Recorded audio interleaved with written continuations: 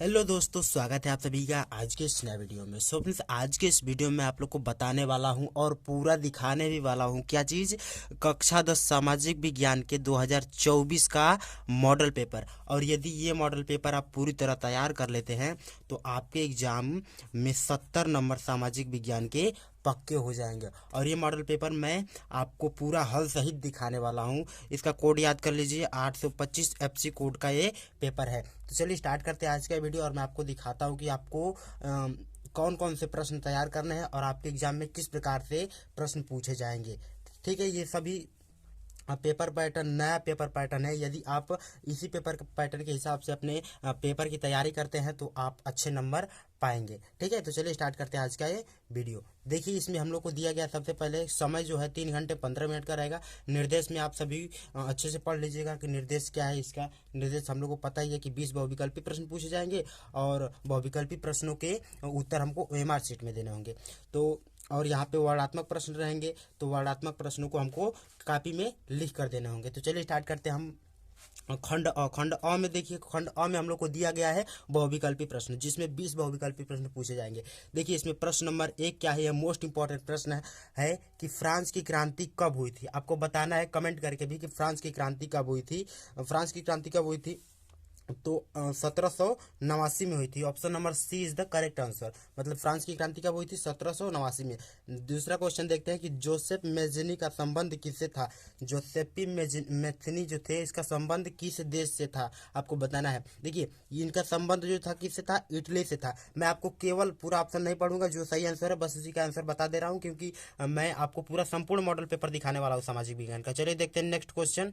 देखिए, यहाँ पे नेक्स्ट क्वेश्चन दिया गया, यह भी महत्वपूर्ण और मोस्ट इंपॉर्टेंट प्रश्न है कि हिंद स्वराज पुस्तक के लेखक कौन है। हिंद स्वराज पुस्तक के लेखक कौन है? तो महात्मा गांधी हैं। ऑप्शन नंबर 20 का राइट आंसर है। अब देखते हैं क्वेश्चन नंबर 4 क्या बोल रहा है कि महात्मा गांधी निम्नलिखित में से किसने बारदौली सत्याग्रह का नेतृत्व किया था। इसमें से कौन है जो बारदौली सत्याग्रह का नेतृत्व किए थे? तो महात्मा गांधी जी ने ही बारदौली सत्याग्रह का नेतृत्व किया था। मतलब option number A right answer हो जाएगा। अब देखिए, क्वेश्चन नंबर 5 दिया गया, ये पहले चैप्टर से लिया गया यूरोप में राष्ट्रवाद से, कि जब फ्रांस छींकता है तो बाकी यूरोप को सर्दी जुकाम हो जाता है। यह कथन किसने कहा था, आपको बताना है। तो यह कथन किसने कहा था? मैटरनिक ने कहा था। मैटरनिक। तो ऑप्शन नंबर ए इसका राइट आंसर हो जाएगा। अब देखिए, क्वेश्चन नंबर 6वां दिया गया है कि भारत में संघीय राज्यों की संख्या कितनी है। मतलब संघीय राज्य कितने हैं, आपको बताना है।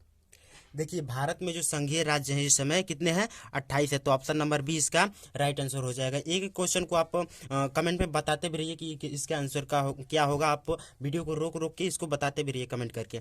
देखिए, यहाँ पे दिएगा क्वेश्चन नंबर 7 कि विश्व का सबसे बड़ा लोकतांत्रिक देश कौन सा है। विश्व का जो सबसे बड़ा लोकतांत्रिक देश है वो कौन सा, आपको बताना है। तो भारत जो है विश्व का सबसे बड़ा डेमोक्रेटिकल कंट्री है। तो option number A correct answer हो जाएगा। अब देखते हैं क्वेश्चन नंबर 8। देखिए, क्वेश्चन नंबर 8 हम लोग को दिया गया है कि भारतीय संविधान के 8वीं अनुसूची में कितने भाषाओं का उल्लेख किया गया है। तो 22 भाषाओं का उल्लेख किया गया है। कितने भाषाओं का? 22 भाषाओं का। तो ऑप्शन नंबर 20 का राइट आंसर हो जाएगा। अब देखिए, क्वेश्चन नंबर 9 क्या दिया गया है कि लोकतंत्र में शक्ति का स्रोत क्या है। लोकतंत्र में शक्ति का स्रोत क्या होता है? तो जनता होती है। क्या होती है? जनता होती है शक्ति का स्रोत लोकतंत्र में। अब देखिए, क्वेश्चन नंबर 10 दिया गया, ये मोस्ट इंपॉर्टेंट प्रश्न है कि निम्नलिखित में से किस देश का विभाजन धर्म और जाति के आधार पर हुआ था। कौन सा ऐसा देश है जिसका विभाजन धर्म और जाति के आधार पर हुआ था? तो बेल्जियम में धर्म और जाति के आधार पर विभाजन हुआ था बेल्जियम देश का। अब देखिए, क्वेश्चन नंबर 11 दिया गया, ये मोस्ट इंपॉर्टेंट प्रश्न है कि प्रति व्यक्ति आय को अन्य किस नाम से जाना जाता है। तो प्रति व्यक्ति आय को अन्य औसत आय के नाम से जाना जाता है। औसत आय, मतलब ऑप्शन नंबर ए का इसका राइट आंसर हो जाएगा। अब देखते हैं क्वेश्चन नंबर 12। देखिए, क्वेश्चन नंबर 12 दिया गया है कि द्वितीयक क्षेत्र को अन्य किस नाम से जाना जाता है। आपको बताना है कि द्वितीयक क्षेत्र को अन्य किस नाम से जाना जाता है। प्राथमिक क्षेत्र के, कि खनन क्षेत्र के, कि औद्योगिक क्षेत्र के, कि कृषि क्षेत्र के। तो द्वितीयक क्षेत्र को औद्योगिक क्षेत्र के नाम से जाना जाता है। तो ऑप्शन नंबर ए इसका राइट आंसर हो जाएगा। अब देखते हैं क्वेश्चन नंबर 13। देखिए, सेवाओं को किस क्रियाकलापों के क्षेत्र के अंतर्गत रखा जाता है। तो सेवाएं जो होती हैं वो तृतीयक क्षेत्र के अंतर्गत रखी जाती हैं। किसके? तृतीय क्षेत्र के अंतर्गत। तो ऑप्शन नंबर ए इसका राइट आंसर हो जाएगा। अब देखिए क्वेश्चन नंबर 14 दिया गया है कि भारत का अधिकांश विदेशी व्यापार किसके द्वारा होता है। आपको बताना है कि भारत का अधिकांश विदेशी व्यापार किसके द्वारा होता है। तो ऑप्शन नंबर बी में दिया गया है समुद्री मार्ग द्वारा। ये क्या हो जाएगा, हम लोग का राइट आंसर हो जाएगा। मतलब समुद्री मार्ग द्वारा ही भारत का क्या होता है, अधिकांश व्यापार होता है। ठीक है। अब देखिए क्वेश्चन नंबर 15 दिया गया इसमें कि उपभोक्ता दिवस कब, राष्ट्रीय उपभोक्ता दिवस कब मनाया जाता है। तो राष्ट्रीय उपभोक्ता दिवस जो होता है वो 24 दिसंबर को मनाया जाता है। कब मनाया जाता है, 24 दिसंबर। तो ऑप्शन नंबर डी इसका राइट आंसर है। अब देखिए इसमें दिया गया क्वेश्चन नंबर 16 कि इनमें से किस राज्य संघ राज्य क्षेत्र में काली मृदा पाई जाती है। तो कौन सा ऐसा राज्य जिसमें काली मृदा पाई जाती है। तो देखिए महाराष्ट्र में क्या होती है, काली मृदा पाई जाती है। महाराष्ट्र गुजरात में क्या होती है, काली मृदा पाई जाती है। अब देखिए क्वेश्चन नंबर 17 दिया गया, ये मोस्ट इंपॉर्टेंट प्रश्न है। इसे मैंने अन्य वीडियो में बताया भी है कि एजेंडा 21 का संबंध किससे है। आपको बताना है कि एजेंडा 21 का संबंध किससे, ओजोन क्षरण से, जलवायु क्षरण से, वैश्विक तापन से, सतत पोषणीय विकास से। तो एजेंडा 21 का संबंध किससे, सतत पोषणीय विकास से। तो ऑप्शन नंबर डी इसका राइट आंसर हो जाएगा। अब देखिए क्वेश्चन नंबर 18 दिया गया है कि ग्रीन इंडिया मिशन किस वर्ष प्रारंभ हुआ था। ग्रीन इंडिया मिशन किस वर्ष प्रारंभ हुआ था। तो 2014 में प्रारंभ हुआ था। कब हुआ था, 2014 में प्रारंभ हुआ था। तो ऑप्शन नंबर सी इसका राइट आंसर है। अब देखिए क्वेश्चन नंबर हम लोग को दिया गया है 19वां। क्वेश्चन नंबर 19 में हम लोग को दिया गया है क्या चीज़ कि निम्नलिखित में से कौन सी फसल मुख्य रूप से जायद की फसल है। आपको जायद की फसल बताना है। देखिए ये आपको जायद की इसमें से फसल बताना है, कौन सी फसल है। गेहूं और चना जो होता है रबी की फसल होता है। कौन सी होती है, रबी की फसल होती है। और ये जो होते हैं धान, ये खरीफ की फसल है। किस चीज़ की, खरीफ की। लेकिन ये जो तरबूज होता है ये कौन सी फसल होता है, जायद की फसल होता है। तो ऑप्शन नंबर डी का डी जो तरबूज है ये राइट आंसर हो जाएगा। अब देखिए यहाँ पे दिया गया कि आग्नेय चट्टान में पाया जाने वाला खनिज कौन सा। आग्नेय चट्टान में कौन सा खनिज पाया जाता है। तो आग्नेय चट्टान में जस्ता पाया जाता है, जिसे जिंक बोलते हैं। ये थे आपके एग्जाम के 20 बहुविकल्पी प्रश्न। अब यहाँ पे मैं आपको दिखा रहा हूँ कि आपके परीक्षा में वर्णनात्मक प्रश्न किस प्रकार से पूछे जाएंगे। देखिए 1 नंबर के जो प्रश्न जब खत्म हो जाएंगे OMR शीट पर भर लेंगे तो आपको कॉपी में लिखना रहेगा डायरेक्ट 4 नंबर का प्रश्न। मतलब कि आपको 2 नंबर के प्रश्न और 3 नंबर के प्रश्न नहीं लिखने रहेंगे। मतलब आपके एग्जाम में वैसे वो प्रश्न पूछे ही नहीं जाएंगे। अब यहाँ से स्टार्ट हो गया खंड ब। खंड ब में हम लोग को दिया गया है कि वर्णनात्मक प्रश्न, और इसका उत्तर लगभग 80 शब्दों में देना है। एक पेज बहुत होता है, 1 से 1.5 पेज में दे सकते हैं आप इसका आंसर। क्योंकि मैंने अपने एग्जाम में लगभग 1.5 पेज या 2 पेज में मैंने इसका आंसर लिखा था।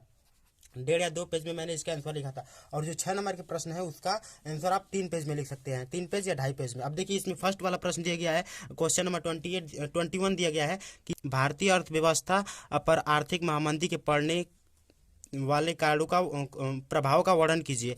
और ये वाला प्रश्न है। और यदि आपको ये वाला प्रश्न नहीं आ रहा है अपने एग्जाम में तो आप ये भी लिख सकते हैं कि वैश्विक आर्थिक महामंदी के कारणों का उल्लेख कीजिए। ठीक है, इन दोनों प्रश्नों में से कोई एक लिख सकते हैं। लेकिन मैं आपको ये सलाह दूंगा कि आप इन दोनों प्रश्नों को अच्छे से तैयार कर लीजिए, आपके एग्जाम में पूछा जाएगा।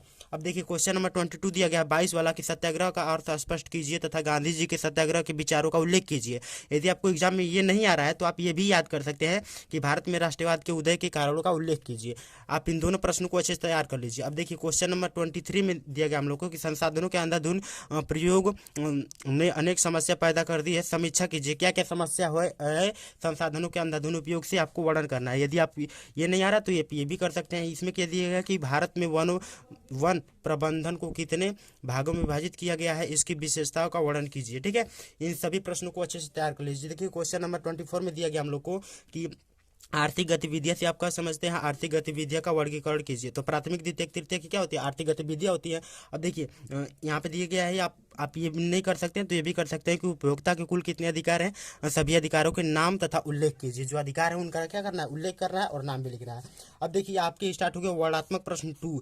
इसमें हम लोग को 150 शब्द में लगभग उत्तर देना है। तो 2 से 2.5 पेज लिख सकते हैं तो आपका आंसर कंप्लीट हो जाएगा। देखिए इसमें हम लोग को दिया गया कि लोकतंत्र से आप क्या समझते हैं, इसे उत्तरदायी द्वार तथा वैध शासन क्यों माना जाता है, आपको बताना है। यदि 6 नंबर के भी क्वेश्चन में अथवा करके देगा, मतलब आपको दो प्रश्नों में से केवल एक ही प्रश्न करने हैं। लोकतंत्र के समस्त चुनौतियां हैं, क्या चुनौतियां आपको बताना है। भारतीय लोकतंत्र की दो प्रमुख चुनौतियों का वर्णन कीजिए। अब देखिए, इस पूरे सामाजिक विज्ञान के मैं दो ऐसे गोल्डन क्वेश्चन को बता रहा हूँ जो आपके एग्जाम में 100% की गारंटी मैं दे सकता हूँ कि पूछेगा ही पूछेगा। देखिए वो क्वेश्चन क्या है, इटली का एकीकरण और जर्मनी का एकीकरण। आपको दोनों का एकीकरण 100% या 101% याद कर लेना, अच्छे से एकदम याद कर लेना है, क्योंकि आपके एग्जाम में 100% पूछा ही पूछा जाएगा। अब देखिए क्वेश्चन नंबर 26 देखते हैं हम लोग। 27 देखते हैं। देखिए क्वेश्चन नंबर 27 में दिया गया है कि मृदा अपरदन क्या है। भारत में प्रचलित मृदा अपरदन के प्रमुख कारणों का वर्णन कीजिए, प्रमुख प्रकारों का वर्णन कीजिए। जो प्रमुख प्रकार है उनका क्या करना है, वर्णन कीजना। ये कितने नंबर का क्वेश्चन है, 6 नंबर का प्रश्न है। अब देखिए इसमें भी अथवा करके दिया है कि अलव खनिज किन्हें कहते हैं, अलव खनिज के किन किन खनिजों को शामिल किया गया है, स्पष्ट कीजिए। अलव खनिज में कौन कौन से खनिज आते हैं, आपको स्पष्ट करना है। अब देखिए क्वेश्चन नंबर 28 में हम लोग को दिया गया है कि मानव विकास सूचकांक की परिभाषा को परिभाषित कीजिए तथा मानव विकास के घटकों का वर्णन कीजिए। ये भी 6 नंबर का प्रश्न है। और यदि आपको वो नहीं आ रहा तो ये भी कर सकते हैं, भारतीय अर्थव्यवस्था में अधिक रोजगार विकसित करने के माध्यम को स्पष्ट कीजिए। ये भी कितने नंबर का, 6 नंबर का प्रश्न है। ठीक है, तो ये थे आपके एग्जाम के वर्णात्मक प्रश्न। और यहाँ पे मैं आपको बता दूं कि आपके एग्जाम में 10 नंबर के, कितने नंबर के, 10 नंबर के मानचित्र कार्य पूछे जाएंगे। और वो मानचित्र कार्य केवल इतिहास से और भूगोल से ही आएंगे, अर्थशास्त्र से नहीं आएंगे। ठीक है, मतलब कि 4 पोर्शन होता है जिसमें केवल भूगोल और इतिहास से ही आपको मानचित्र कार्य पूछे जाएंगे। देखिए इसमें क्वेश्चन नंबर 29 में दिया गया क में कि निम्नलिखित स्थानों को भारत के दिए गए रेखा मानचित्र को इस स्थान से दर्शाना है, चिन्ह से दर्शाना है। अब यहाँ पे दिया गया है कि यदि सही नाम और सही स्थान अंकन है हेतु 1/2 अंक, मतलब आधा आधा नंबर आपको मिलेंगे। यदि आप सही नाम लिख देंगे और कहाँ यह स्थान है वो लिख देंगे तो आपको कितने नंबर मिलेंगे, 1 नंबर मिलेंगे। क्वेश्चन पे दिया गया है कि वह स्थान जहाँ नील की खेती करने वाले किसानों का आंदोलन हुआ था, तो ये कहाँ हुआ था, चंपारण में हुआ था। मैं नेक्स्ट वीडियो में आपको बता दूंगा कि मानचित्र कार्य किस प्रकार से भरना है आपको अच्छे से। मैंने जिस प्रकार से भरा था उसी प्रकार से अच्छे से भरने का तरीका बता दूंगा आपको। अब देखिए यहाँ पे दिया गया कि वह स्थान जहाँ सर्वप्रथम सविनय अवज्ञा आंदोलन प्रारंभ हुआ, वह स्थान जहाँ कांग्रेस ने अधिवेशन में पूर्ण स्वराज की मांग की थी, वह स्थान जहाँ जलियांवाला बाग हत्याकांड हुआ था। और यहाँ पे दिया गया है कि वह स्थान जहां दिसंबर 1920 में कांग्रेस का अधिवेशन हुआ था। अब देखिए तो ये सभी किसके क्वेश्चन थे, इतिहास के, किसके, इतिहास के थे। अब यहाँ से आपको पूछे जाएंगे भूगोल के मानचित्र कार्य में कि आपको दिखाना है ये कौन सा चीज़ का है, भूगोल का। भूगोल के क्वेश्चन में आपको भूगोल के पोर्शन में ये मिलेगा आपको। 29 में दिया गया है, ये भी 29 का क है, ये क्या था, ख था। देखिए इसमें दिया गया हम लोग को कि गेहूं का सबसे बड़ा उत्पादक राज्य कौन सा है, इस चिन्ह द्वारा क्या करना है, हमको दर्शाना है। मानचित्र कार्य में आपको इसी चिन्ह द्वारा दर्शा देना है। अब देखिए क्वेश्चन नंबर इसमें दूसरा दिया गया है कि कॉफी का सबसे बड़ा उत्पादक राज्य कौन सा, इस चिन्ह द्वारा दर्शाइए। अब देखिए इसमें हम लोग को दिया गया है कि मूंगफली का सबसे बड़ा उत्पादक राज्य को इस चिन्ह द्वारा दर्शाइए, गोले के चिन्ह द्वारा। उत्तर दक्षिण गलियारा तथा का टर्मिनल स्टेशन नाम लिखिए। उत्तर दक्षिण गलियारा आपको जम्मू कश्मीर और यहाँ पे कन्याकुमारी तक जो उत्तर दक्षिण गलियारा स्टेशन है, टर्मिनल स्टेशन है, उसको क्या करना, दिखाना इस चिन्ह। अब यहाँ पे दिया गया इसको, इस पूरे सामाजिक विज्ञान का लास्ट क्वेश्चन कि खनिज तेल का सबसे ज़्यादा उत्पादन वाला राज्य इस वाई अक्षर से दर्शाना है। तो ये आपके पूरे सामाजिक विज्ञान का संपूर्ण मॉडल पेपर है। आपके पेपर में ऐसा ही, आपके एग्जाम में ऐसे ही पेपर पैटर्न फॉलो होंगे, मतलब इसके अलावा और एक्स्ट्रा क्वेश्चन नहीं ऐड किए जाएंगे। मतलब 1 नंबर से डायरेक्ट 4 नंबर, 4 नंबर से 6 नंबर, फिर यहाँ पे मानचित्र कार्य के 1 नंबर। तो मैं आशा करता हूँ कि आज का पूरा वीडियो और पूरा मॉडल पेपर आप अच्छे से देख लिए होंगे। यदि इसके बावजूद कोई डाउट हो तो आप कमेंट में पूछ लीजिएगा। मिलते हैं अगले वीडियो में, तब तक के लिए धन्यवाद। जय हिंद और बाय बाय।